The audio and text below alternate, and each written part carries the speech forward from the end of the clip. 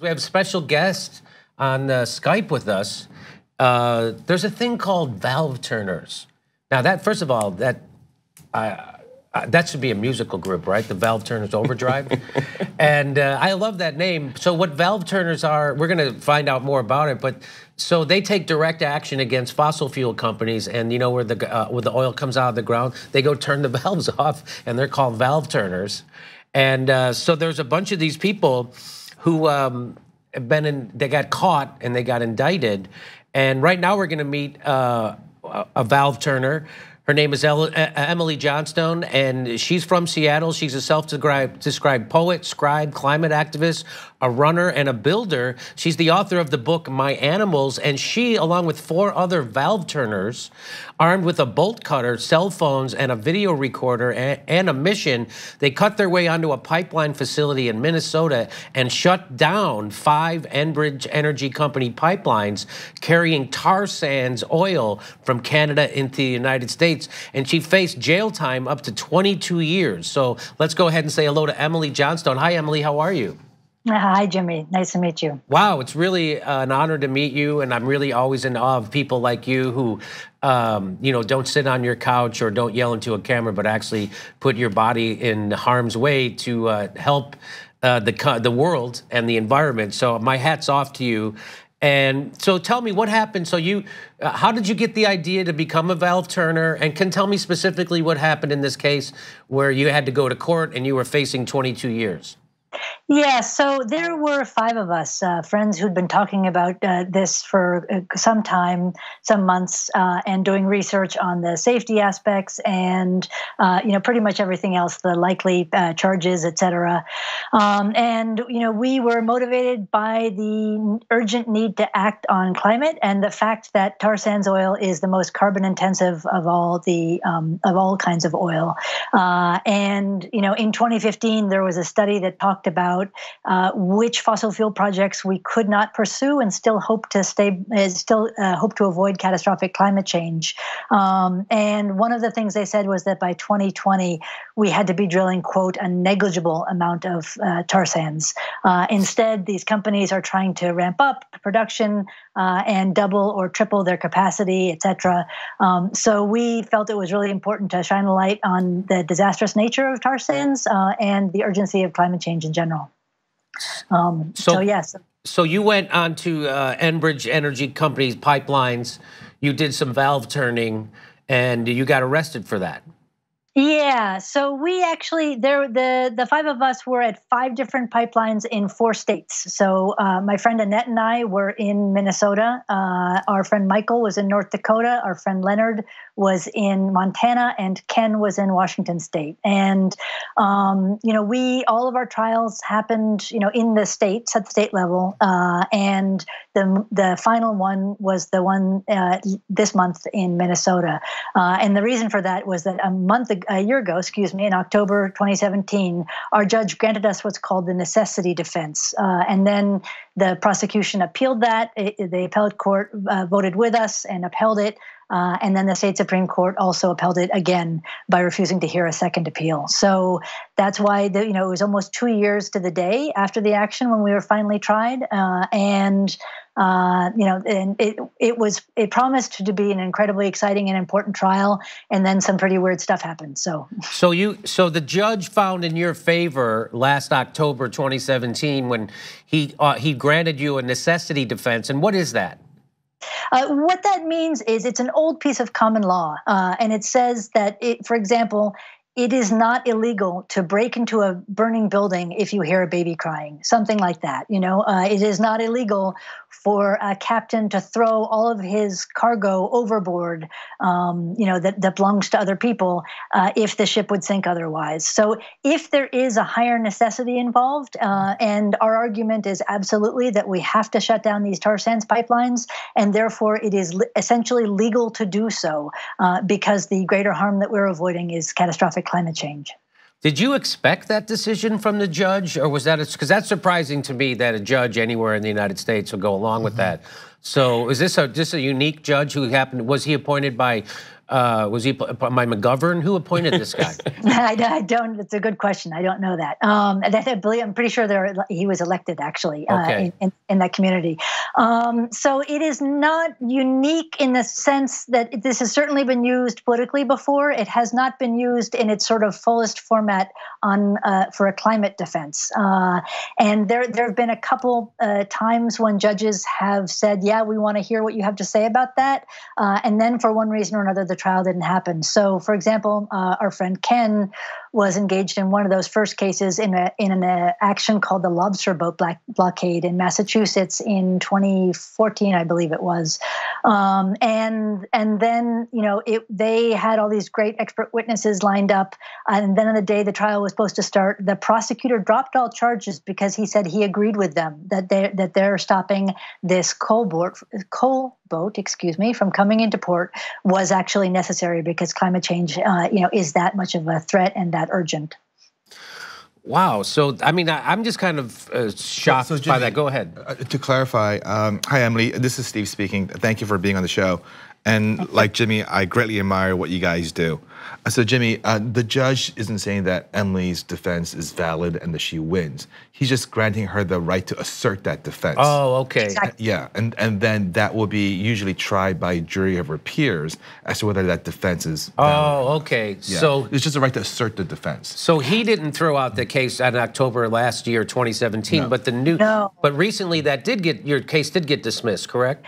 Yeah, so what happened was really complicated and super disheartening, actually, because the judge knew all along that we intended to bring all these expert witnesses.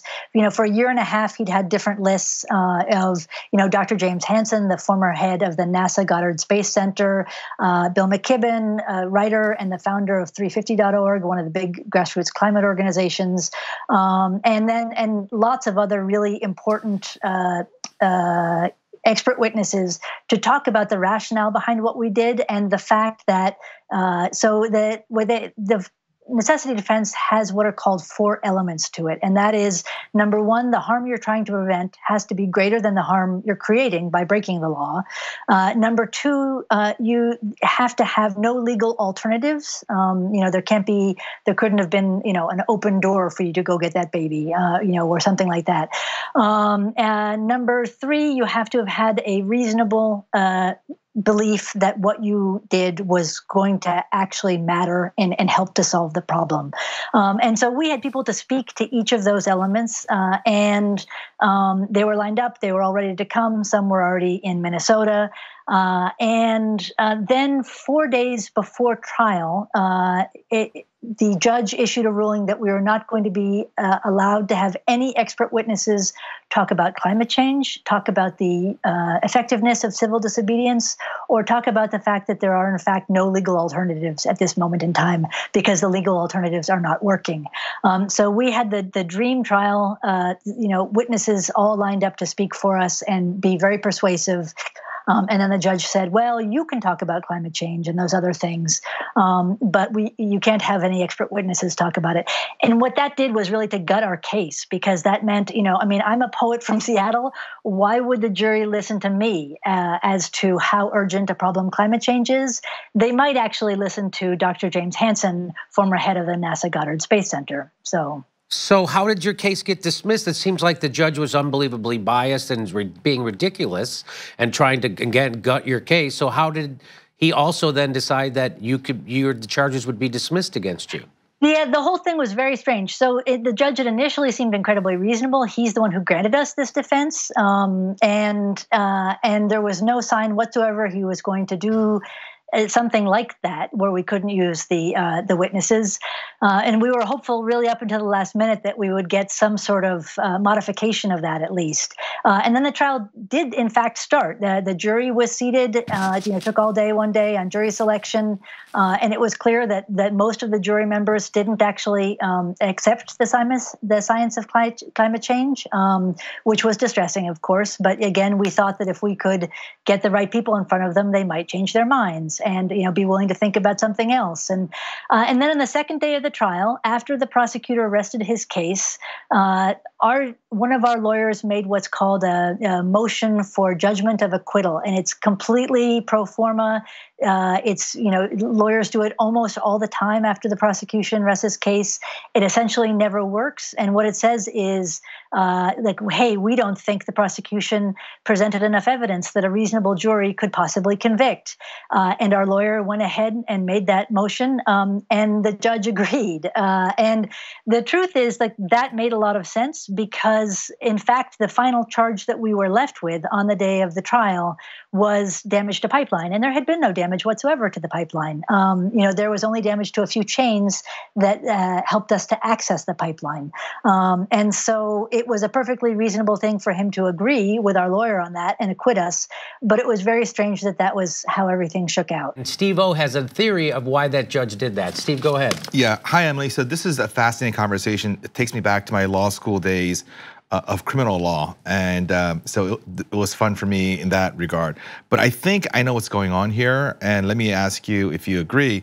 So what's happening here is that if you were to proceed with your full case and all the charges that were levied against you in the beginning were still pending, and you had a team of expert witnesses who can testify as to why the necessity defense makes sense for you in this instance, that would be a real problem for corporations and these tar sands people for years, because then if the jury acquits, and they probably will, because the jury are like you, they're like me, you, and regular ordinary Americans and citizens who want a safe environment and a clean place to live in this world. They're gonna acquit you. That is gonna be a precedent-setting case, and that will empower citizens everywhere to do exactly what you did. And they don't want that. They can't risk that. So they have to drop all the charges and only have that one charge of damage to a pipeline, which didn't even occur, to remain there, which enables a judge to rightfully dismiss it. So this to them was a case that they could not risk taking all the way to a verdict by a jury and become a precedent-setting case globally. What are your thoughts on that theory? I think some version of that is probably true. And the question is, what made the judge change his mind, when he wanted to hear what we had to say and he knew exactly the case we intended to present with what witnesses, and at any point in that year and a half, he could have put constraints on the defense we were going to provide, and he did not. So something happened to make him change his mind, or he got concerned about the precedent, perhaps. And this has happened in other cases as well, where it looked as though there was going to be a full necessity defense case on climate, and then for one reason or another, it didn't happen. Emily, a quick question: did the prosecutors drop the other charges along the way after the judge granted you the right to assert the necessity defense? Yes. Okay, so that's what happened. Yeah. And what's interesting about that is I think that actually was a case of overreach on the part of the prosecution, because I think the prosecution, once we were allowed to present the necessity defense, was afraid that the jury might, so to speak, split the baby and feel that they had to convict us on something, but not want to convict us on the largest charge. So they got rid of all the smaller charges and left us with, the critical damage to pipelines, which is the one they simply couldn't, prove because it didn't happen. Right. This is Malcolm, and so Emily, to clarify, my understanding is, you got onto the property and then you alerted the companies. All of you separately alerted the companies. Look, we're here and we're going to shut this valve off, exactly. Or you can do it remotely yourselves. And they all chose to do it remotely themselves. So that's why you didn't actually do any damage to the pipeline. You didn't actually turn any valves. Well, we did turn the valve, but not for very long. Oh, okay. And it wasn't what shut it off. But even if we had turned the valves, it wouldn't have done damage. They're meant to be. They're designed to be used in the case of an emergency. And our argument is that this was, in fact, and it is, in fact, an emergency. And to go back to Steve's point for a second about the precedent, the question becomes who is afraid of this trial happening? clearly the pipeline companies do not want these trials to happen. The pipeline companies are not supposed to be in charge, right? It should be the state, the prosecution. And so, to what extent are the pipeline companies pressuring the state in order to make certain that these necessity defense trials do not happen? And the other point I'd like to make about that is that I think, this argument that there will suddenly be chaos and everybody will feel empowered to shut off pipelines is a straw man in a lot of ways, because in fact, the part of the point of using this argument is to make it clear that if a jury of our peers agrees with us that climate change is such a threat that citizens might have to do something like this, then that actually begins to change everything, and it becomes less essential for that argument to be made. So yes, indeed, there might be a period in which people feel, emboldened in the kind of direct action that they take. But in fact, it would give us a lot more faith in the legal system, honestly, if the legal system were responding properly by allowing these trials to happen. The fact that these trials are not happening, the fact that science is being kept out of these courtrooms is really the crazy part, right? I mean, the laws of physics are not allowed in a court of law right now with regard to climate change. And that is something, that is a center that cannot hold. Steph, do you have any questions? Hi, Emily. This is Steph Zamorano. And I was just looking, I went to 350seattle.org, and I was looking at the website because I wanted to familiarize myself with it. And I see that there's going to be a film that's going to be The Reluctant Radical screening. And I also was reading it how that people can make donations to help the legal costs for the valve turners. Do you want to speak about that briefly? Yeah, sure. If anybody's more interested in learning about us, there are screenings of this movie, The Reluctant Radical. That actually is a movie about Ken, our friend and peer colleague who shut down the valve in Washington State. There's a filmmaker who followed him for a couple of years. It's quite well done. Definitely recommend it. And then if you want to learn more about what we did and why, shutitdown.today is our website. And there's a Facebook page as well for climate direct action. It's really important that people understand, the urgency of this moment in the climate fight. And obviously at the federal level, nobody is expecting any good positive action on climate. And we really have only a year or two to start making significant changes. So that means we've got to get things done at the state level and at the city level. There's actually quite a lot we still can do. And we also need to be fighting as hard as we can, just so that, other people understand how urgent this is. And that impacts, obviously, right now, the thing to be thinking about is everybody's voting. That we need to be working every angle we can, mostly legal, obviously, and then the occasional use of strategic civil disobedience as well. And so, do you have a electoral strategy? People like you, activists who really know what's going on. Like, do you think voting for a Democrat? So the Democratic National Committee just reversed their previous ban on taking fossil fuel money, and now they are taking it again. And it seems to me like the Democratic Party as a whole doesn't really care about climate change. Barack Obama opened the Arctic to drilling twice whenever Shell Oil asked, and he said to Apple, we're going to let it play out. So what do you have? How do you feel about our electoral process and how people should vote? Our electoral process is disheartening, but it's super, super important. And the thing is that Democrats can be shamed, and at this point in time, Republicans can't be. Obama, made the decision finally against Keystone XL, and was somebody who understood the realities of climate change and at least wasn't totally fighting on the global level against, progress on climate. So, the Democrats are certainly deeply imperfect. I would never argue otherwise, but they can be shamed, and a lot of them, their heart is in the right place, and we can push hard with the Democrats. We can't obviously push with the Republicans right now. Yeah, we need radical change to fight climate change right now. I mean, radical, or else we're on a 4°C change by the end of the century. Best estimates say we're on 2 degrees, which is already catastrophic. So so you still think incrementalism with Democrats is a good strategy? No, absolutely not. But it's one of the strategies, right? We need to be using all of them. And so, we engaged in this action when Obama was president. And to be clear, none of us expected the 2016 presidential election to go the way that it did. So we are very clear that we need to push Democrats as well, and as hard as we possibly can. It's just that action at the federal level becomes impossible if Republicans continue to hold the House, and we just need to be doing everything at every level, flat out. And I really do think actually that the city and state things that we can get done are super important. The vast majority of Americans live in cities, and therefore, if we can reduce our climate emissions in cities in a really rapid way, that can be a super important thing to achieve, regardless of what's happening at the federal level. All right. Well, Emily, I really we're out of time. Thanks so much for spending time with us, and thanks for being an activist and bringing awareness to just how dire this is. So thank you again, and congrats on getting your case dismissed and not having to do jail time. All right. Thank you very much. Okay. Bye-bye.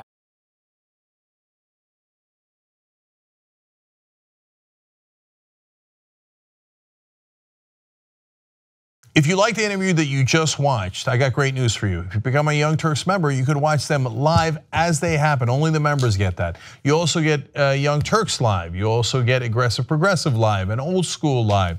Everything is available for the members and commercial free. tytnetwork.com/join.